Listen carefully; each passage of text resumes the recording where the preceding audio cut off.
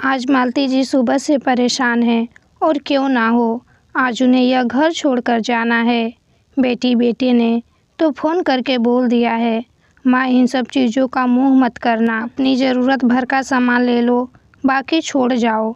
अब वे लोग क्या समझे, अब इस उम्र में ज़रूरत किसी भी चीज़ की नहीं होती और मुँह हर चीज़ से होता है। यह बात बच्चे नहीं समझते। मालती जी ने ड्राइंग रूम में करीने से सजाए गए सजावटी सामानों पर नज़र डाली। ना जाने कहाँ कहाँ से वह और उनके पति लाए थे। कितने चाव से घर को सजाया था। उन्होंने नौकरों को, माली को, काम वाली को, सबको बोल दिया है, जिसको जो मन हो ले जाओ। बर्तन साड़ियाँ पाकर काम वाली खुश हो गई। आप सोच रहे होंगे मालती जी जा कहाँ रही हैं? अपने बेटे के पास। नहीं, वहाँ मालती जी को अच्छा नहीं लगता। बेटे बहू, बेटी जमाई अच्छे हैं, बहुत अच्छे, पर उनकी मशीनी ज़िंदगी में मालती जी अपने आप को अनुपयुक्त पाती हैं। पूरे हफ्ते काम करने के बाद वह सब सप्ताहांत अपने हिसाब से बिताना चाहते हैं।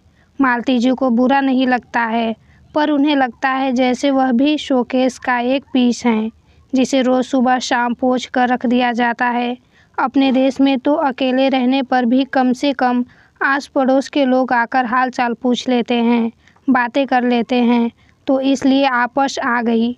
बहुत सालों से वह अपने पति के साथ एक वृद्धाश्रम में समय बिताने और उन लोगों की मदद करने जाती रहती थी, तो आज उसी आश्रम में रहने की अर्जी दे आई है। अकेली रहने से तो अच्छा है अपने हम उम्र वालों के साथ रहना। ऐसा नहीं है कि उनका परिवार नहीं है, ससुराल और मायका दोनों ही समृद्ध है, धन धान्य से भी और लोगों से भी, पर वहाँ जाकर सबको बच्चों के साथ खेलते, सेवा लेते देखती हैं तो एक हुक उठती है उनके दिल में। इन्हीं बच्चों से तुलना करके वह कितना इठलाती थी कि मेरे बच्चे इनसे कितना आगे हैं। आज सच में मेरे बच्चे इतना आगे चले गए हैं, पर यह तो माँ बाप के साथ हैं, तो उनको ससुराल और मायके में भी एक अजीब सी उलझन होती रहती है। उनको वास्तव में उनके पति के जाने के बाद से कहीं भी कुछ भी अच्छा नहीं लगता है। इतने वर्षों से वह जिस धुरी के इर्द गिर्द नाच रही थी, अब वह धुरी ही नहीं रही, पर मन थमने का नाम ही नहीं लेता है, इसलिए हर वक्त व्याकुल रहता है। एक एक कमरा, एक एक वस्तु टटोलते टटोलते वह स्टोर रूम तक आ पहुंची।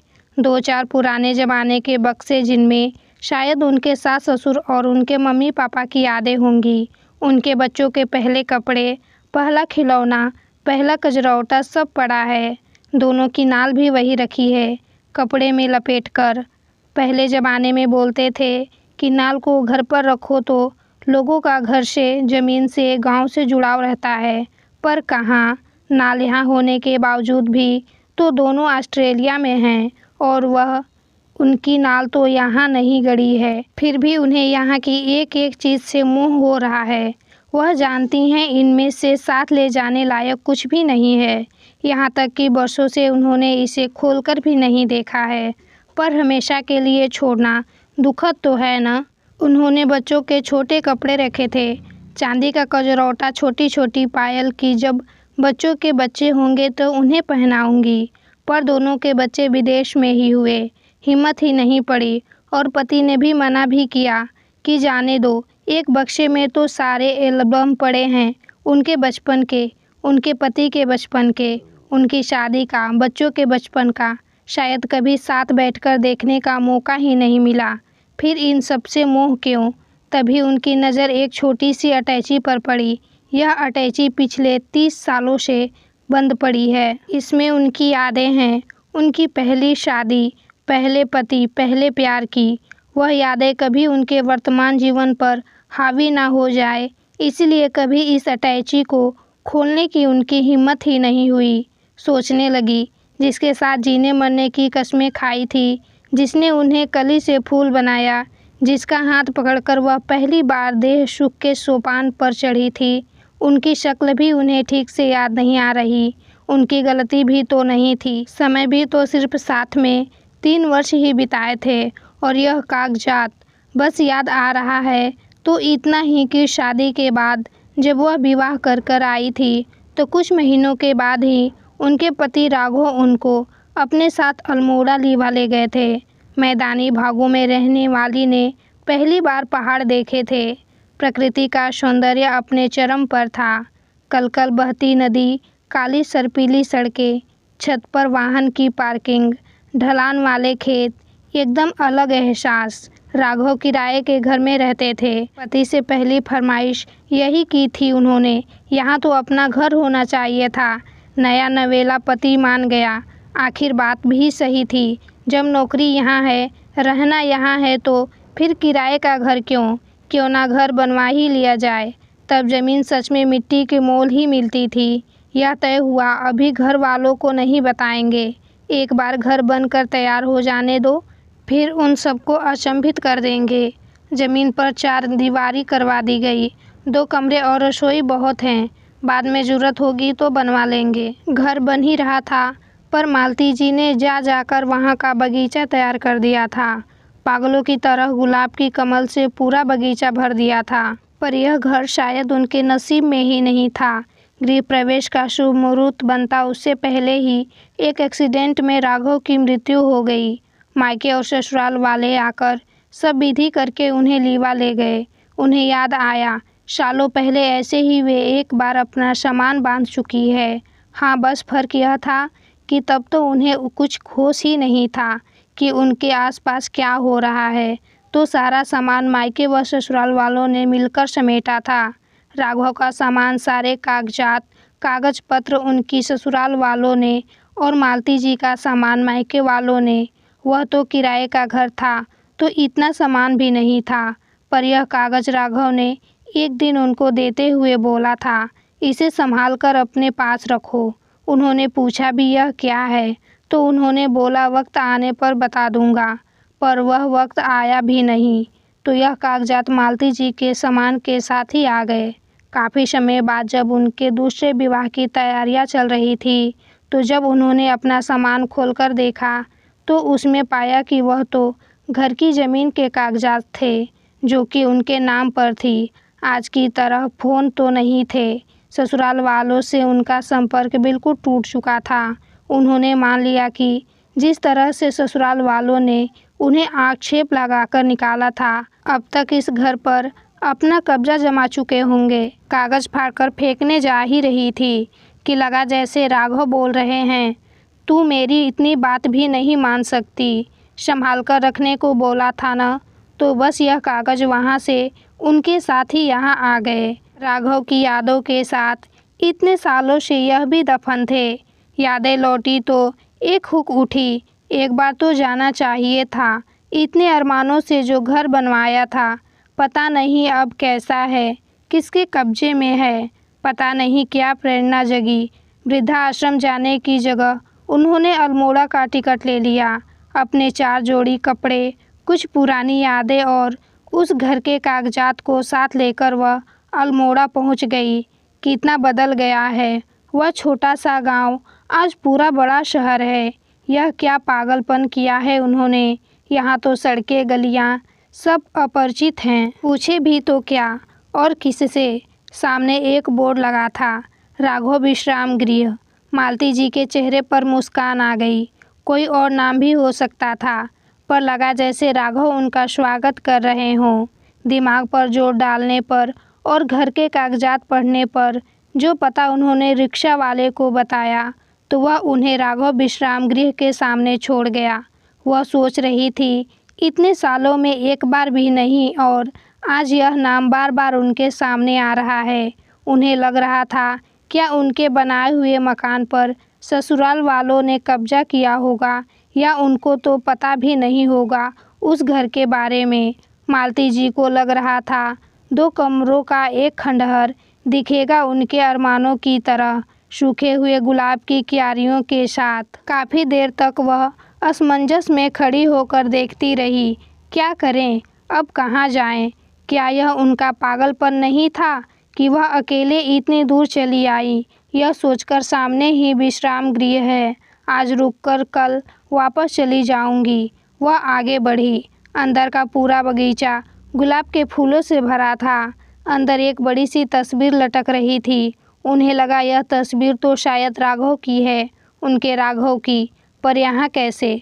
वह आश्चर्य से इधर उधर देख ही रही थी कि सामने केबिन से 40 से 42 साल का एक दाढ़ी मूछ वाला शायद मुस्लिम युवक उठकर आया और पूछा, मैं आपकी क्या सेवा कर सकता हूँ?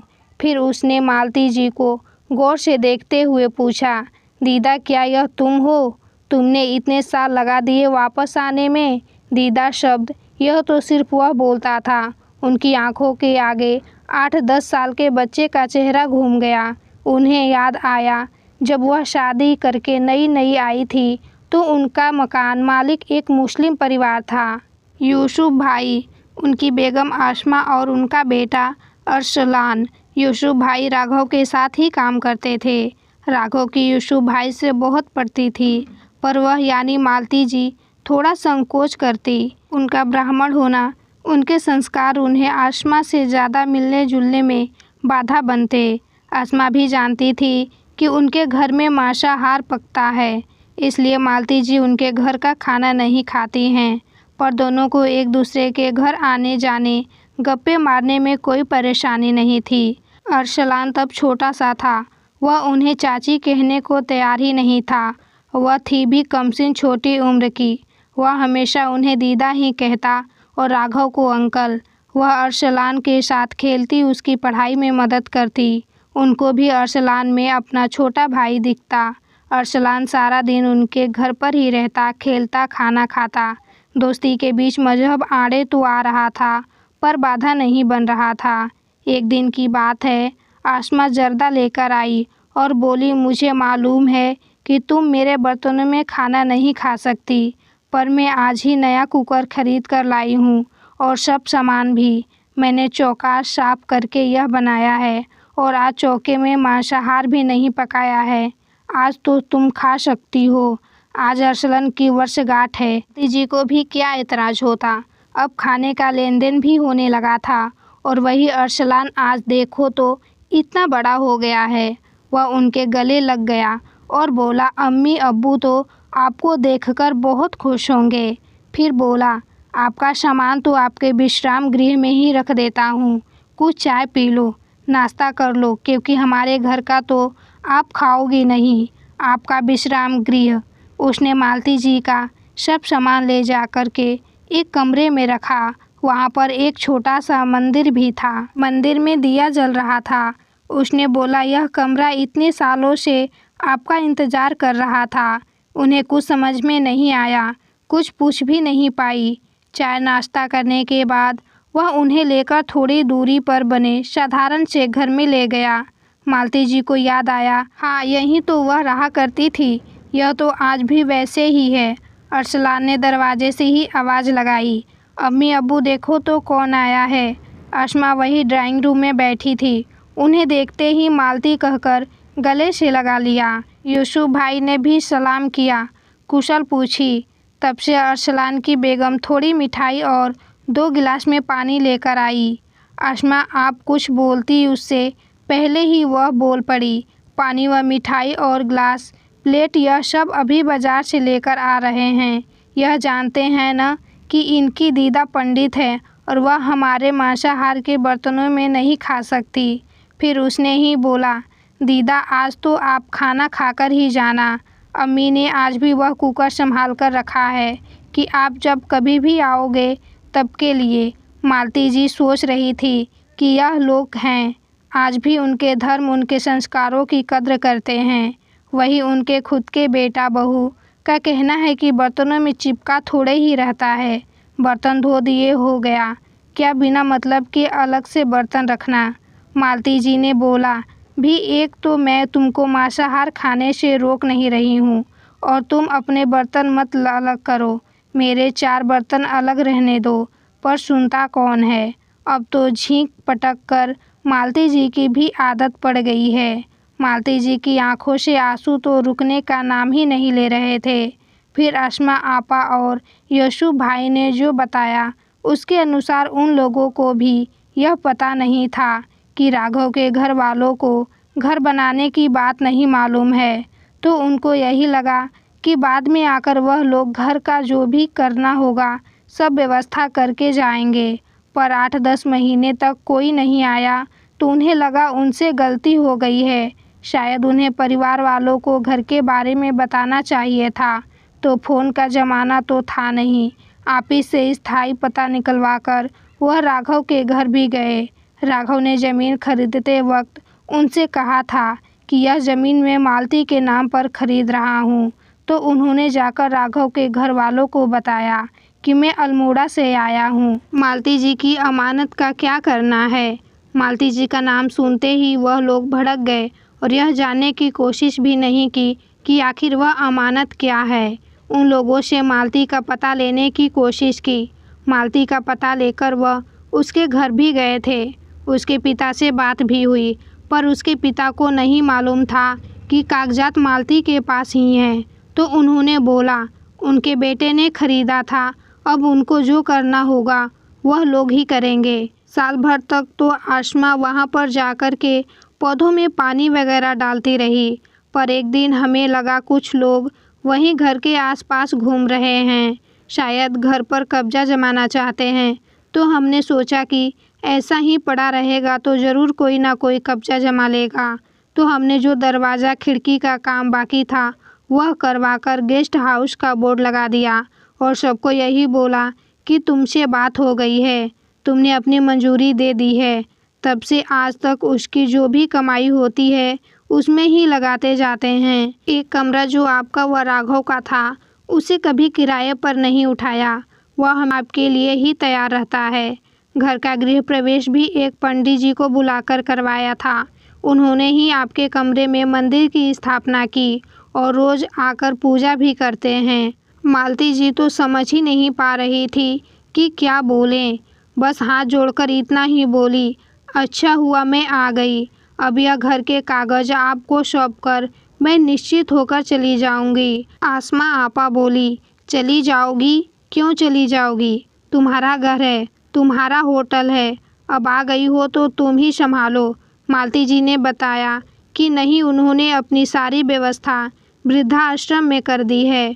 तो अरसलान ने उनके हाथ पकड़ लिए, नहीं दीदा, आप कहीं नहीं जाओगे। मुझे याद है कितने अरमानों से आपने यह घर बनवाया था, एक एक पेड़ लगाया था।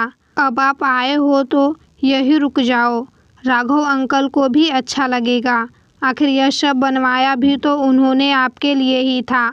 मालती जी ने असमंजस में भरकर कहा कि नहीं नहीं, मेरे पास कुछ भी नहीं है। मैंने अपना सारा पैसा जो भी था वह वृद्ध आश्रम को दान कर दिया है। यहाँ मैं किसके सहारे रहूँगी? अरसलान रो पड़ा, अभी भी आप सहारे की बात कर रही हो। हम हैं न, अम्मी है, अब्बू हैं, हमारे बच्चे हैं, आपका मन बहल जाएगा। और जहाँ तक पैसे की बात है, इस विश्राम गृह से आने वाला एक एक पैसा अब्बू ने आपके नाम पर जमा करके रखा है। 10-12 लाख तो होंगे ही, आपको चिंता करने की कोई ज़रूरत नहीं है। मालती को अल्मोड़ा में रहते हुए 4 महीने से ऊपर हो गए हैं। वृद्धाश्रम वालों को फ़ोन करके उन्होंने बोल दिया है। बच्चों को फ़ोन पर सब बताया तो भारत आने के नाम पर मुँह बिचकाने वाले बच्चे तुरंत भारत आने के लिए तैयार हो गए और अगले 10 दिनों में तो वह सब अल्मोड़ा में थे। बेटा आश्चर्य से बोला, माँ, इतनी प्रॉपर्टी हमारे पास यहाँ भी है, आपने कभी बताया नहीं। इसको तोड़कर यहाँ बड़ा सा होटल बनाएंगे। मालती जी उन लोगों का मुंह देखते हुए सोच रही थी, यह मेरी कोख जाया है, इसे मेरी भावनाओं की कोई कदर नहीं है। यह बताने के बाद भी कि यह मेरे सपनों का घर था, यह इसे तोड़ना चाहता है, इससे और उम्मीद भी क्या रखना। पिछला घर भी तो उसी के कहने पर ही छोड़ा था कि माँ आप अकेली रहती हो, हमें चिंता होती है, पर अब नहीं, अब और नहीं। उन्होंने ठंडे स्वर में कहा, नहीं, यह ज़मीन और बैंक के सारे पैसे मैं पहले ही अरसलान के नाम कर चुकी हूँ। बेटी ने आश्चर्य से पूछा, एक अनजान के नाम? मालती जी बोली, अनजान कैसे? जो मेरे सपने को संजोए रहा था वह अनजान कैसे? भले ही उसका मेरा खून का रिश्ता ना हो, धर्म का रिश्ता ना हो, पर वह मेरे लिए सगे से बढ़कर है। आशा करती हूँ कहानी पसंद आई होगी। यदि पसंद आई हो तो वीडियो को लाइक और चैनल को सब्सक्राइब करें।